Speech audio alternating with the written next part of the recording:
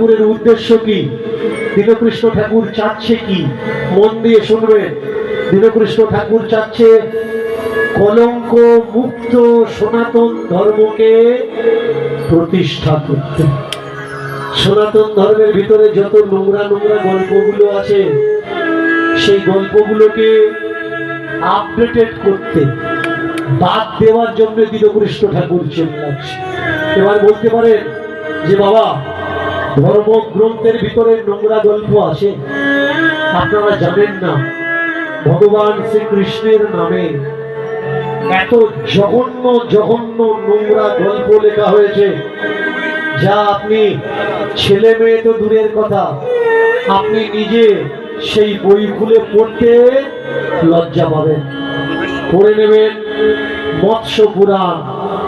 মৎস্য পুরাণে ভগবান শ্রীকৃষ্ণের স্ত্রীদের পতিতা বানানো হয়েছে। কি বানানো হয়েছে? পতিতা। ভগবান শ্রীকৃষ্ণ মরে যাওয়ার পরে, শরীর ত্যাগ দেওয়ার পরে, ভগবান শ্রীকৃষ্ণের বউদের আশেপাশে রাজারা তারা লুট করে নিয়ে চলে গেছে। নিয়ে গিয়ে রেখেছে কোথায়? তাদের বাগান বাড়িতে রেখেছে। বাগান বাড়িতে রেখে তাদের সঙ্গে শারীরিক সম্ভোগ চালিয়ে যাচ্ছে। কয়েক বছর কেটে গেছে। দাণ্ড ঋষি, নামটা মনে রাখবে, দয়াকার লয় ডয়, দাণ্ড ঋষি ঘুরতে ঘুরতে তাদের সঙ্গে যখন দেখা হয়েছে, ভগবান শ্রীকৃষ্ণের রমণীরা বড় জোর করে বলে উঠলেন, ঋষিবর, আমরা ভগবানের স্ত্রী, ভগবান শ্রীকৃষ্ণের বাড়ির রমণী, আমরা, আমাদের সঙ্গে এই অত্যাচার চলছে, আমাদের বাঁচান, আমাদেরকে রক্ষা করুন, আমরা আর সহ্য করতে পারছি না। এই রাজারা বাগান বাড়িতে আমাদের পতিতা করে রেখেছে, আমাদের কাছে যখন খুশি তখন আসে, আমাদের এই শরীরকে ভোগ করতে, আমাদেরকে বাঁচান। দাল্য ঋষি বিধান দিচ্ছেন যে তোমরা উদ্ধার কি করে হবে। শুনবেন কথাগুলো মন দিয়ে। যে ব্রতের কথা বলেন, আপনারা যে বার ব্রতগুলো করেন না, বার করেন তো? করেন তো? বার ব্রত করেন তো? কখনো প্রশ্ন করেছেন যে এই বারটা কেন করব, কিসের জন্য করব? করেননি কিন্তু। ভালো করে শুনো, দাল্য ঋষি যে বার ব্রতের কথা বলছে, বারটার নাম হচ্ছে অনঙ্গ দান ব্রত। অনঙ্গ দান ব্রত। এই অনঙ্গ দান ব্রত করবে কিভাবে বললে শোনো, তোমরা এক সপ্তাহ কাল অনাহারে কাটাবে। এক সপ্তাহ কাল অনাহারে কাটাবে। এক সপ্তাহ পরে তোমাদের বাড়িতে ব্রাহ্মণ যখন আসবে, এটা আমার মুখের কথা নয়, মৎস্য পুরাণের কথা। মৎস্য পুরাণ পড়বে, তাহলে বুঝতে পারবে। তোমাদের বাড়িতে যখন ব্রাহ্মণেরা আসবে, তাদেরকে দান দেবে। এই ব্রত চলবে কতদিন? এই ব্রত চলবে 15 দিন, এক পক্ষ কাল। এক পক্ষ কাল পরে গিয়ে ওই ব্রাহ্মণ যখন তোমাদের বাড়িতে আসবে, মনোভূত দান দক্ষিণা দেবে। আর রাত্রিবেলায় তোমরা এই রাজাদেরকে যেমন শরীর দিয়ে সুখ দান করো, তেমনি ব্রাহ্মণদের শরীর দিয়ে সুখ দান করবে। তাহলে মৃত্যুর পরে তোমরা বৈকুণ্ঠে আবার ফিরে যাবে। এরা কাঁদছিল কিসের জন্যে? তাদের শরীরকে ভোগ করছে আশেপাশে রাজারা। আর দাল্য ঋষি বিধান দিল কি, যে তোমরা যেমন রাজাদের শরীর দিয়ে তাদেরকে সুখ দিচ্ছ, তেমনি তোমরা ব্রাহ্মণদেরও শরীর দিয়ে সুখ দাও। এবার বলো, ভগবান শ্রীকৃষ্ণের স্ত্রীদের এই নোংরা পথে কারা নামিয়েছে? এই গল্প পুরাণে থাকার দরকার নাকি তুলে দেওয়ার দরকার? যদি মনে করেন আমাদের ভাগবত, আমাদের পুরাণ, আমাদের উপনিষদ, আমাদের বেদ, তাহলে আসুন এই নোংরা গল্পগুলো আমরা তুলে দিই, পৃষ্ঠাগুলো ছিঁড়ে ফেলে দিই। যেগুলো ভালো সেইগুলো রাখবো, বাকি যেগুলো ভালো নয় আমরা সেগুলো রাখবো না। আমাদের ধর্ম এতগুলো মত কেন হবে? আমাদের ধর্মে একটা মত হওয়ার দরকার। আমাদের ধর্মে একটা মত হওয়ার দরকার। আমাদের ধর্মে এতগুলো জাত কেন হবে? আমাদের ধর্মে একটা জাত হওয়ার দরকার। আমাদের ধর্মের ভিতরে জাত কটা? জোর করে বলবেন, মায়েরা জানেন না বাবারা জানেন, বলুন জাত কটা? চারটে। চারটে জাত, দুটো জাত। আমাদের ধর্মের ভিতরে ছটা জাত আছে। ব্রাহ্মণ, ক্ষত্রিয়, বৈশ্য, শূদ্র, অনুত্তেজ। বেদ করবেন, ঋগ্বেদ করবেন, অনুত্তেজ আর নারী। নারী হলো আর একটা জাত। নারীকে নারী নির্যাত। পৃথিবীর সব থেকে নির্যাতকে অনুত্তেজ আর নারী। পৃথিবীর সব থেকে নির্যাতকে অনুত্তেজ আর নারী।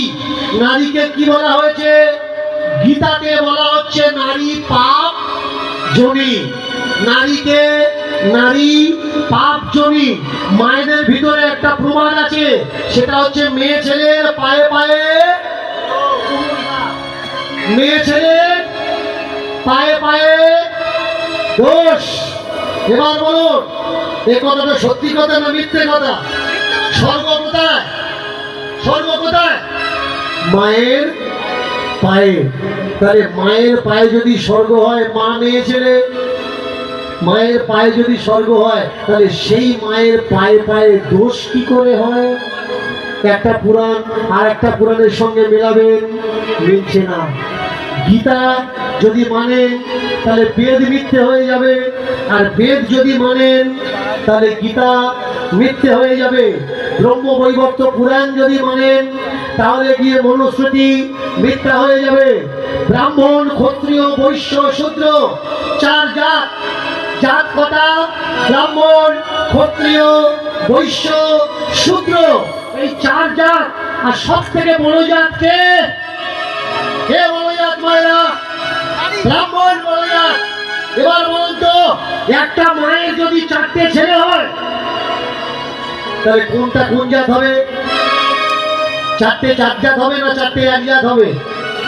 একই হবে। তাহলে পিতামহ ব্রহ্মার চারটে ছেলে হয়েছে, সেই চারটে ছেলের চারটে জাত কি করে হয়? প্রশ্ন করা লাগবে ভাই। যতক্ষণ তুমি নিজে প্রশ্ন না করবে, ততক্ষণ তোমার কাছে উত্তর তুমি খুঁজে পাবে না।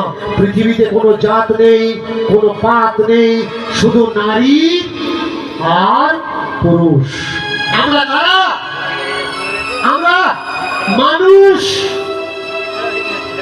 কিন্তু মানুষ হয়ে জন্মে আমরা হিন্দু হওয়ার চেষ্টা করি, মুসলমান হওয়ার চেষ্টা করি, জৈন হওয়ার চেষ্টা করি, শিখ, ঈসাই, পার্সি, বৌদ্ধ হওয়ার চেষ্টা করি।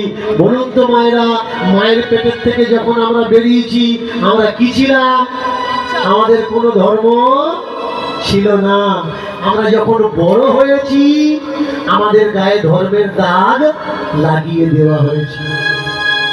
আমরা যখন ছোট ছিলাম, আমাদের কোনো জাত ছিল না, কোনো ধর্ম ছিল না। আপনি বলতে পারবেন হসপিটালে গিয়ে যে ওয়ার্ডে ছোট্ট ছোট্ট বাচ্চাগুলো রাখা হয়েছে, ওই বাচ্চার জাত কি? বলতে পারবেন না।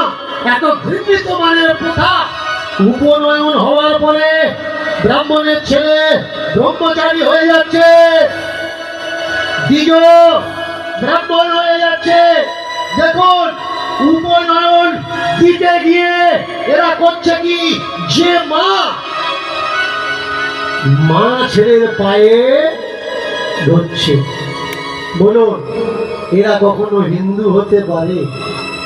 আমাদের সংসারে, আমাদের সমাজে তো ছেলে মায়ের পায়ে হাত দেয়, কিন্তু এরা মা ছেলেকে দিয়ে পা ধরাচ্ছে।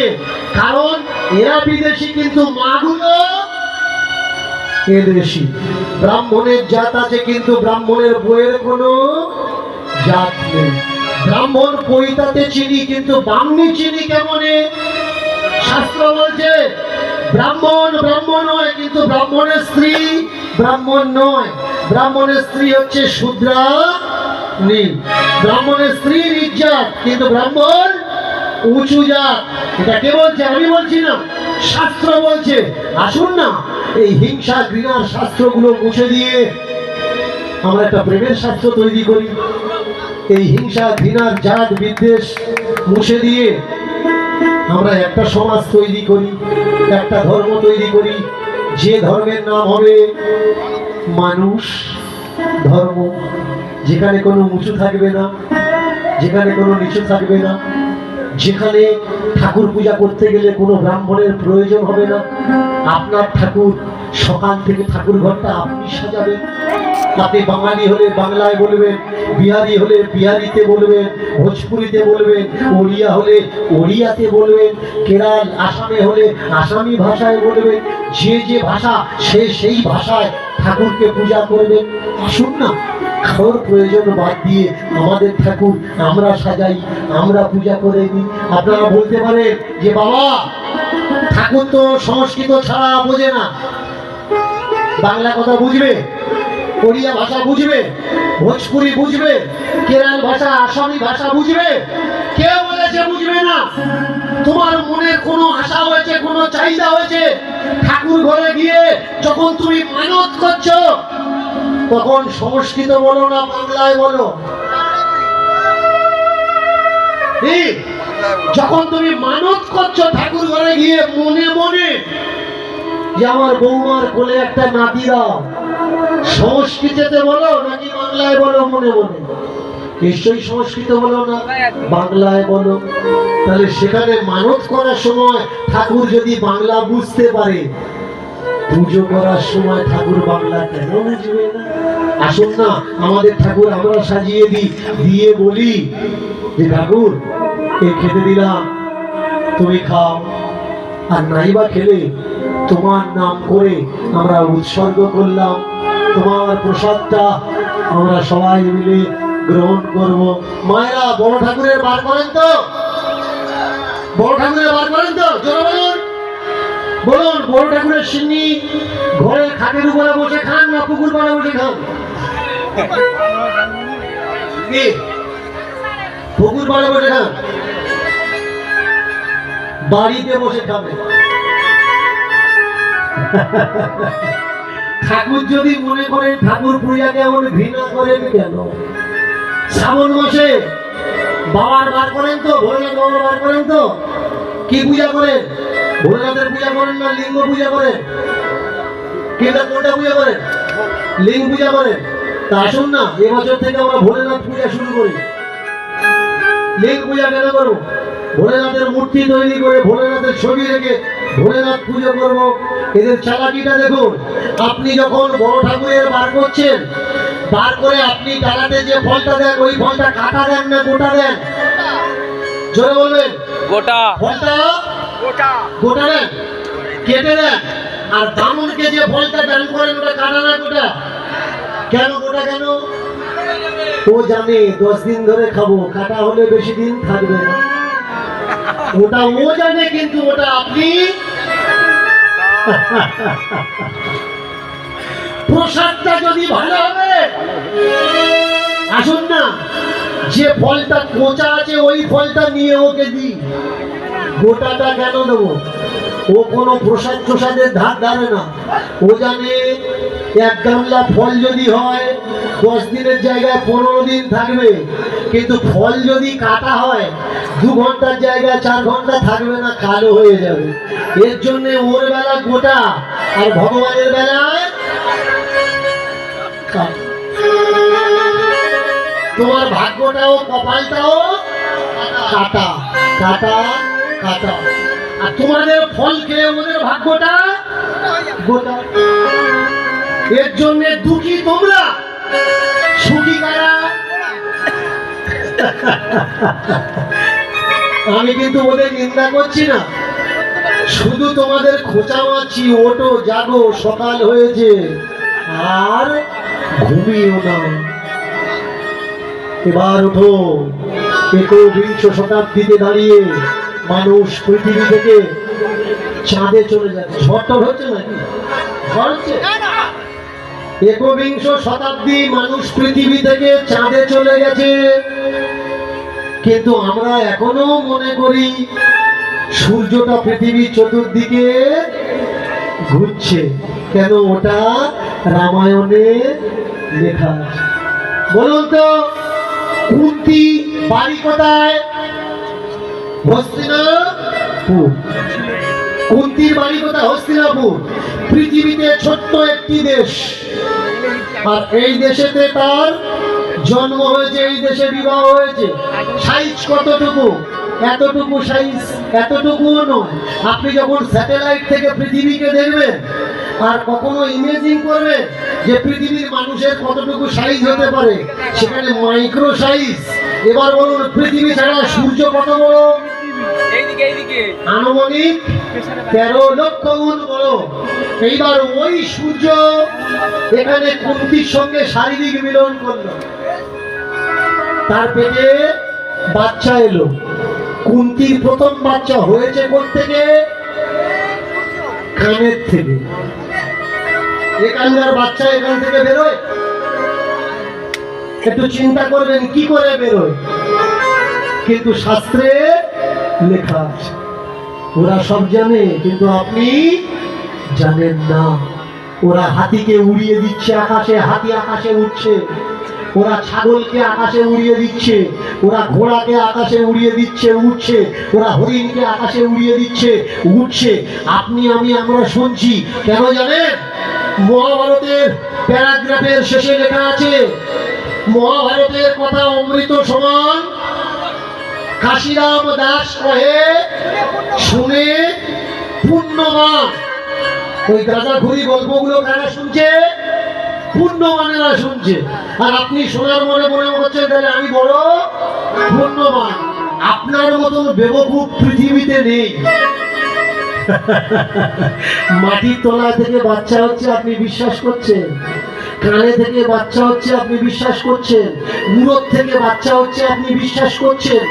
মানুষের ঔরসে, মানুষের বীর্য থেকে পুঁটি মাছের পেটে 2টো বাচ্চা হয়েছে, আপনি বিশ্বাস করছেন? মানুষের পেটের থেকে বোল মাছের পেটে বাচ্চা হচ্ছে, আপনি বিশ্বাস করছেন? মানুষের ঔরসে হরিণের পেটে বাচ্চা হচ্ছে, আপনি বিশ্বাস করছেন? বেবকুফ কে? ওরা। বেবকুফ ওরা নয়, বেবকুফ আমরা, যে এইসব গাঁজাখুরি গল্পগুলো এখনো পর্যন্ত বিশ্বাস করছি। দীনকৃষ্ণ ঠাকুর কি চাচ্ছে? দীনকৃষ্ণ ঠাকুর চাচ্ছে ধর্মগ্রন্থ একটা হোক, জাত একটা হোক, আর আমাদের ধর্মের নাম হোক মানব ধর্ম। সকলে সকলার বাড়িতে যাবে, সকলে সকলার হাতে খাবে, সকলে একই সঙ্গে চলবে, একই কথা বলবে। আপনি বলতে পারেন যে বাবা এটা আপনি কেন চাচ্ছেন? এটা আমি চাচ্ছি না, এটা আমার নিমাই চেয়েছিলেন, আমার মহাপ্রভু চেয়েছিলেন। একই সঙ্গে উঠবে, একই সঙ্গে খাবে, একই সঙ্গে গাইবে, মোর এই হরিনাম সর্বত্র হইবে প্রচার। আসুন না আমরা সবাই মিলে মহাপ্রভুর সেই উদ্দেশ্যকে সফল করি। মায়েরা কীর্তন মন দিয়ে শুনছেন তো? বলুন এবারে এতক্ষণ যারা কীর্তন শোনেননি জোর করে উলুদ করেনি।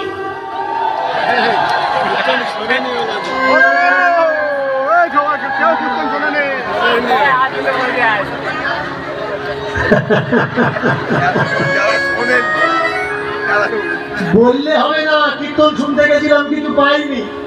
আমি বললাম যারা কীর্তন শুনছো না তারা উলুধ্বনি দাও। আর একটা কথা মন দিয়ে শুনবেন, আমার কাছে 127খানা অর্গানাইজেশন আছে। আমার আন্ডারে 127টা অর্গানাইজেশন আছে, সংস্থা আছে। তার ভিতরে কিছু স্কুল আছে, নার্সিং স্কুল আছে, কিছু সৈনিক, মিলিটারি, পুলিশ বিভাগের স্কুল আছে। যারা লেখাপড়া করে যেসব ছেলেমেয়েরা চাকরি পাচ্ছেন একটু মন দিয়ে শুনবেন, মাধ্যমিক এবং উচ্চ মাধ্যমিক পুলিশের হাইট যাদের আছে বা সৈনিক হওয়ার, সৈনিক ডিপার্টমেন্টের অনেক ডিপার্টমেন্ট আছে, পুলিশি বিভাগের অনেক বিভাগ আছে। যারা চাকরি করতে চান, মাধ্যমিক পাশ করেছেন বা উচ্চ মাধ্যমিক পাশ করেছেন যেসব ছেলেমেয়েরা আমাদের সঙ্গে যোগাযোগ করবেন। খুব কম খরচে থাকা খাওয়া, আমাদের স্কুলে থাকার ব্যবস্থা আছে। সেখানে ট্রেনিং করে আমরা এক্সাম দিয়ে তার সার্ভিস পর্যন্ত পৌঁছে দিই।